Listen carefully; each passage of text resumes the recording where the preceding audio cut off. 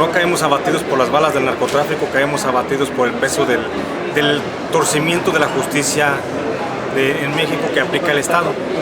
Yo fui víctima del gobierno de Felipe Calderón cuando el presidente utilizó el aparato de justicia como un juguete personal para venganzas y rencores personales. Y eso me llevó a mí a la cárcel, pero también debo decirte que fue mi oficio periodístico el que me salvó finalmente de morirme dentro de la cárcel, el que me salvó de quedar dentro de las celdas de Puente Grande como un suicidio más, porque yo me sujeté al oficio, a lo único que sabía hacer, lo único que he hecho en toda mi vida es escribir. Sí. Entonces me dediqué a escribir, me dediqué a transcribir esas conversaciones que escuchaba o que tenían conmigo mismo algunos presos notables, y eso me hizo sentirme bien conmigo mismo y me hizo sentirme libre dentro de la misma cárcel. Sí. Este libro a mí me ayuda mucho en cuanto a denunciar un sistema podrido de justicia, un sistema de la cárcel en México donde no hay la mínima intención de readaptar a nadie, sino al contrario, está diseñado para destruir a los presos.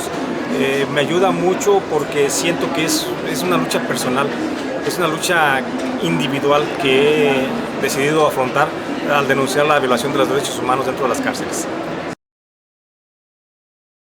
Bueno, vivo en la clandestinidad, vivo tratando de recomponerme emocionalmente, trato de no hacerme visible, oculto prácticamente, escribo en mi casa, colaboro con algunos medios nacionales, escribo otros libros que tengo pendientes, nada que ver con la cárcel, pero sí de temas de interés de investigación periodística, y esa es mi vida, o sea, dedicado a lo que me gusta realmente hacer, que es escribir libros. En común teníamos los sueños, la necesidad de la libertad, el ser hombres, el estar oprimidos, el vernos todos los días humillados y sometidos a un régimen injusto. Más allá de que estuviera uno por lo que fuera, ellos estaban por algunos crímenes reconocidos por ellos mismos, yo estaba de manera injusta, pero independientemente de eso éramos tratados de la misma forma. Eso nos hizo iguales y eso nos hizo en común mantener una cierta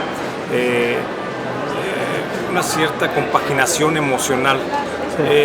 El hecho de vivir dentro de la cárcel con ese tipo de personas a mí me llevó a buscar dentro de ellos y tratar de encontrar y comprender las razones por las que muchos habían delinquido, y me llevó sobre todo a encontrar a la persona, al ser humano, al hombre, y ese retrato es el que yo logro sacar desde dentro de la cárcel y lo plasmo al libro.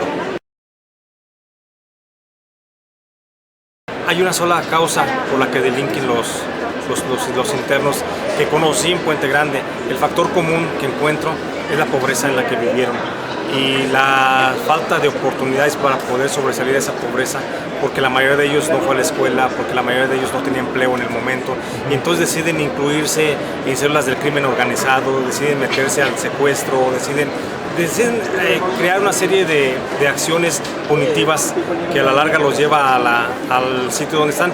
Pero esa es la razón principal, más allá de su situación aspiracional, de qué querían o qué no querían en la vida. Ellos buscaron antes que nada una subsistencia para comer y para vivir sus familias, y eso es lo que los llevó a delinquir. No, es mentira. Eso es un mito urbano el que digan que está relajado el sistema penitenciario de Puente Grande. Yo estuve del 2008 al 2011 en esa cárcel, y puedo dar constancia y fe de que el trato es humillante, vejatorio, violatorio de los derechos humanos y sobre todo tendiente a quebrantar la voluntad del preso en todas las formas posibles. A ningún preso en el tiempo que yo estuve en esa cárcel vi que se le tratara con distinción o vi que se le otorgaran privilegios por su nombre o por su posición económica o por su situación dentro del crimen. Es cierto que, como dices tú, que a Puente Grande se le conoce como Puerta Grande porque se fugó de ahí el Chapo Guzmán, pero cuando se fugó, lo que yo pude conocer dentro de la cárcel por entrevistas que tuve con algunos presos, cuando se fugó era un régimen distinto, era una forma de conducta dentro de la cárcel donde el Chapo controlaba todo. Después de que se fuga, Puente Grande se convierte en un infierno para todos los presos, y esa es la carga que le queda a todos los que se quedan dentro de la cárcel, a soportar un sistema vejatorio. debe de cambiar. Yo tengo mucha fe en que va a tener que escuchar un día a un oído receptivo mi queja, mi protesta, y alguien va a tener que hacer algo porque no se puede vivir en México en un estado que por un lado reclama el derecho y por otro lado viola los derechos de los internos.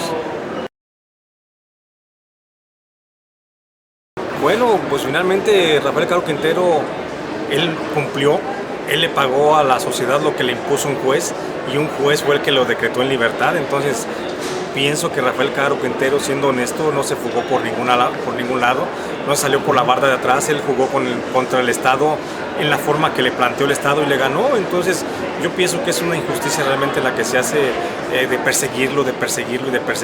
Ya pagó. Es un ser humano normal, ya pagó, yo pienso que tiene derecho a vivir los días que le queden de vida, los años que le queden de vida, a vivirlos en forma normal y decente.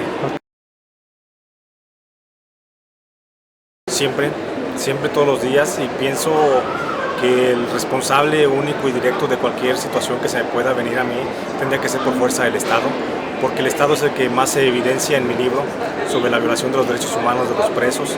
De ninguna forma pienso que el crimen organizado se vea afectado por lo que yo comento en el libro, porque no hay cosas que haya puesto sin la autorización debida de ellos en su debido momento.